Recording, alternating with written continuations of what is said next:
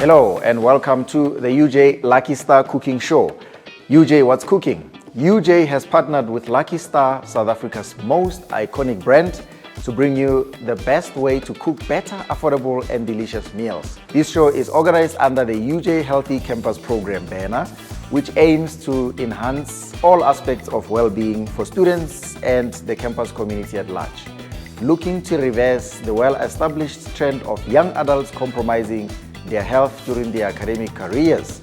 This initiative is already having a positive impact on the lives and lifestyles of university students around the world.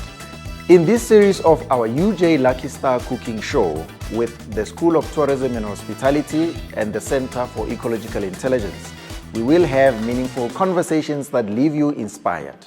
The products we use offer various flavors, from the tasty hot chili and peri-peri to tangy sweet chili and tomato sauce for a homely, aromatic, delicious meal. This is UJ TV. According to the Global Healthy Campus Program, universities shall provide, among other, sustainable food and nutrition catering services and meals that are appropriate for the campus communities. The program also encourages universities to provide nutrition counseling to the campus communities. In today's episode, we chat to Ms. Cari Erasmus, a registered dietitian in the nutrition science team of the Heart and Stroke Foundation South Africa. She has 4 years of diverse experience in private and public healthcare settings. She has a special interest in public health and graduated with a master's degree in public health nutrition with distinction. Her key focus areas include promoting healthy eating habits. So, we all eat, and with food comes meaningful conversations to connect. Food brings people together and shapes cultural norms through shared meals and traditions. Food also plays a significant role in building relationships, strengthening communities, and even impacting individual well-being. So, let's hear from Cari and we get cooking. Quite excited about today's episode because our guest was one of the speakers during the Food Insecurity and Nutrition Knowledge Seminar in April this year. That seminar is of course continuing on the 16th of October 2025.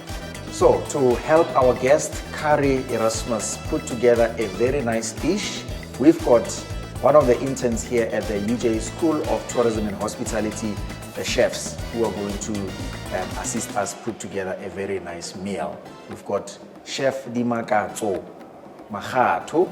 Ma'am? Good, so how welcome are you? to the episode. Thank you so much. Are you good? Yes, I'm doing great. Yeah. I'm doing great. So we've got Cari. Cari is a dietitian at the Heart and Stroke Foundation South Africa. So she knows a lot more about food, more than probably you do. But Exactly. obviously you know a lot about preparing the food, probably more than she does. Yeah. Right? So tell us a little bit about yourself. Why did you choose to study what you studied? Okay, currently right now I'm doing my master's in tourism and hospitality management, and I'm based in the main kitchen at the Kesner building. And you know, throughout the experience, it's been a very rocky ride, I must say, because it's not always I will have like a perfect dish that will like literally go out. When she was talking about us having measured amounts of salt, I remember I made a mistake at some point and I added too much salt, and then Chef Da was like, no, it's okay, Yeah. you know. So you always have like these ups and downs in the kitchen, but Part one of the thing learning. exactly but one thing that I love about being in the kitchen is the fact that I get like the opportunity to literally explore, and I'm known as the vegetarian girly, so I tend to be able to like cater for people who are lactose intolerant or who have dairy requirements, gluten-free people. So you always have to like pay attention to the things that you use, vegan, because of, you know, it's very important to know the difference between all of these various requirements so that you can cater for your guests, basically. Yeah. Health conscious, I like that. Okay, so what do we have today for today's dish? Okay, so for today we have 2 types of dishes, right? The first dish, it is the pilchard wraps, veggie wraps, right? And then that on its own consists of our Lucky Star pilchard, hot chili, right? And then we're gonna have some grated carrots, and then we're going to have some bell peppers, cucumber, which will go right towards the end. And then the pilchard, of course, we'll be incorporating some plain yogurt in it and a little bit of some seasoning. And then we're just going to like literally make a very beautiful, healthy wrap. Okay. Right? And then the second dish is a pilchard and tomato mustard salad, not mustard, but actually pasta salad, right?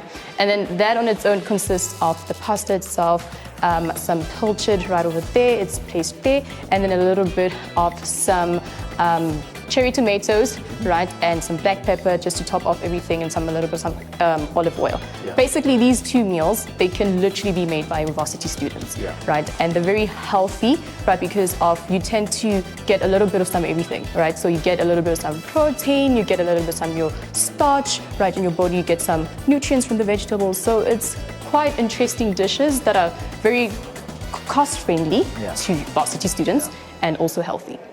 The aim of the show is to make sure that we prepare meals that are accessible, affordable, and of course nutritious. True that. So I can't wait. Let's get our hands dirty. Of course, the first thing to do is we wash our hands, and then we're gonna get dirty in the kitchen.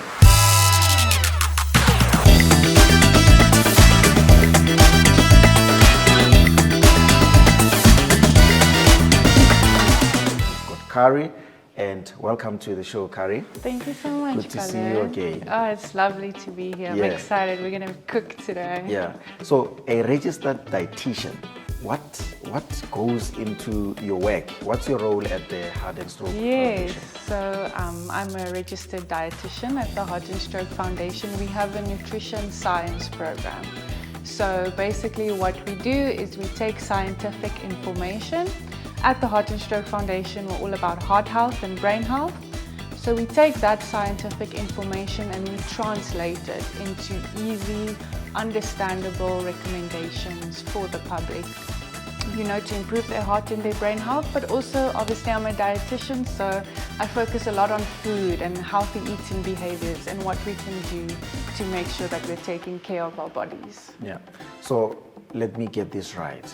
Are you working with Lucky Star on all their products, or is it certain products?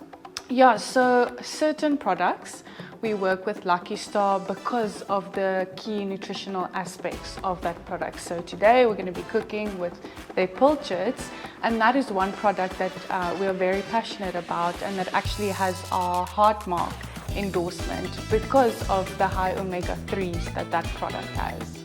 So a registered dietitian, that means you could be able to advise people on, that's my personal view, that you can advise me if I need to gain weight or somebody that needs to lose weight, what type of everyday food items to consume, the type of dietary requirements needed for people to achieve their goals.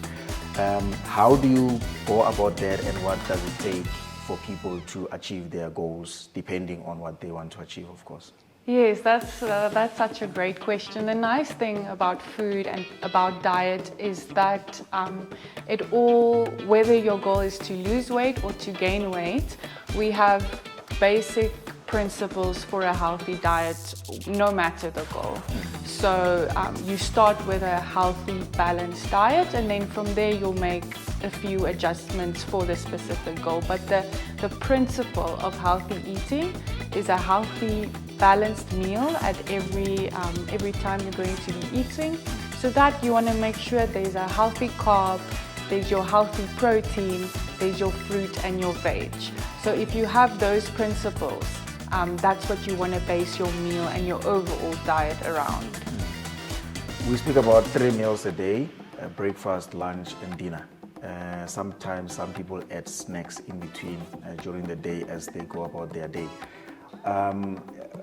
What type of foods would make for a beautiful, healthy eating habit or healthy diet in those 3 times of the day to consume food? Yeah, great question, because we live in what we call in research a nutrition transition, right? So we've moved from where everyone was cooking at home, having their own gardens, their own livestock, to now where most of us are buying foods. We have a lot more processed foods available. So it becomes a lot harder to eat healthy. I mean, especially if you think about students, they're always on the go, or they always have an assignment due or exam that's waiting. So it can be tempting to just grab something without actually thinking, what am I putting into my body? But we want to aim for foods that are low in fat. So our unhealthy fats are saturated fat. We want to aim for foods that are low in sugar and salt. And we want to go for our fresh, as fresh as possible, as minimally processed. So lots of fruits, lots of veggies, your lean proteins. So we want to base our meals around that.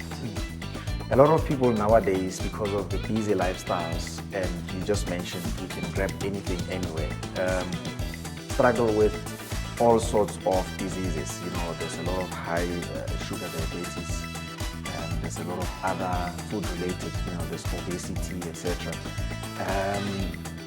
And there's obviously certain food items that we know that have got too much salt, and you spoke a lot about foods that contain too much salt during the seminar in April this year. What is the acceptable salt intake in terms of in our food? Because usually you go to a restaurant or at home, you've dished up food. There's those people that would grab, you know, a can of salt And put extra. and before they could actually taste the food. Is Yeah. that a better way of consuming food, and what is the acceptable food, salt intake? Yeah, so that's the problem with when we buy lots of food, right? Because then we don't know what went into the preparation of that food, how much salt was added when they were making food. Or, you know, fruits also naturally do have sodium in there, so it becomes a salt adding on salt.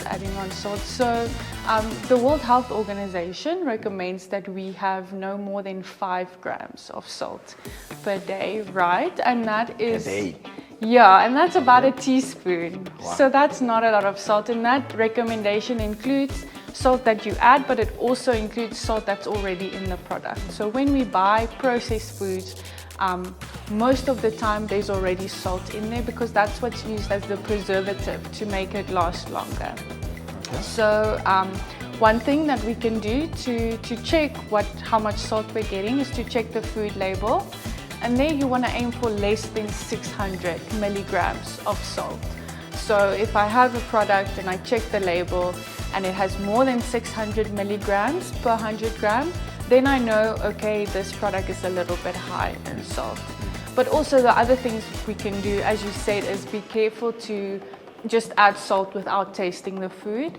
Also, our bodies are so smart, so you can actually train your taste buds to slowly get used to less salt. So you can slowly start decreasing the amount of salt that you take every day. Is salt the only concern that we should have when we consume our food, or are there other dangers in food, like sugar, for instance, Yeah. and maybe fats and other stuff? What should we look out for if we really need to be healthy, that we shouldn't consume so much in our food? Yeah, no, most definitely. You've mentioned diabetes or high blood sugar.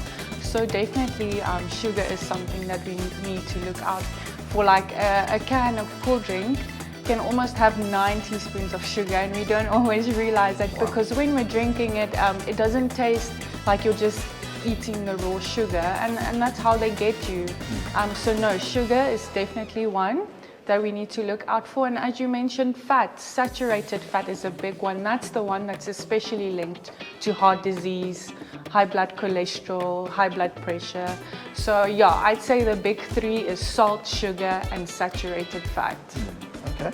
And of course, we are doing these episodes of this show for our students here at UJ and other students watching elsewhere, because this is obviously digitally and available online. What are some of the things that students should mind in their daily diets that they need to be aware of, the do's and don'ts? Yeah, okay. So I'd say do's.